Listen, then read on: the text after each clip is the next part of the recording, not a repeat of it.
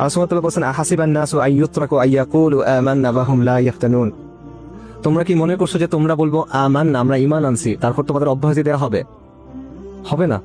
আল্লাহ সুবহানাহু ওয়া তাআলা পরীক্ষা নেবে। ওয়ালাকাদ ফাতান্নাল্লাযীনা মিন ক্বাবলিহিম, আল্লাহ তাদের পূর্ববর্তীদের পরীক্ষা নিয়েছিলেন। আল্লাহ পরীক্ষা করে দেখবেন যে কে সত্যবাদী এবং কে মিথ্যাবাদী। এটা মনে করেন না যে আপনি আজকে মুখস্থ করে গেছেন, পরীক্ষার সময় পরীক্ষার জবাব দিয়ে বের হয়ে আসছেন, ব্যাপারটা এমন না। আল্লাহ যাচাই করবেন, আল্লাহ যাচাই থেকে আপনি বের হইতে পারবেন না। এখানে কোনো দুই নাম্বারি করার সুযোগ নাই, এখানে কোনো ধোঁকা দেওয়ার সুযোগ নাই, এখানে কোনো বুঝ দিয়ে বের হয়ে আসার সুযোগ নাই। এবং আল্লাহ কিভাবে পরীক্ষা করবেন? নানাভাবে পরীক্ষা করবেন। লাতুবলাউন্না ফি আমওয়ালিকুম ওয়া আনফুসিকুম, আল্লাহ আপনাদের, আমাদের জান এবং আমাদের জীবন দিয়ে আমাদেরকে পরীক্ষা করবেন। বিষয়টা বুঝেন ভাই।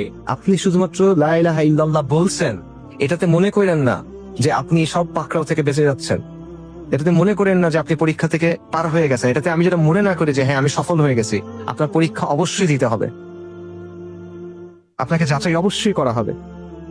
আল্লাহ আযজা ওয়া জাল যে জিনিসটার কথা দিচ্ছেন এটা অনেক মূল্যবান জিনিস, সস্তা কিছু না। জান্নাত, চিরস্থায়ী জান্নাত, এই জিনিসটা সস্তা কিছু না। এটা আল্লাহ সস্তাতে দিবেন না। দামি জিনিসের সওদা কখনো সস্তায় হয় কিনা?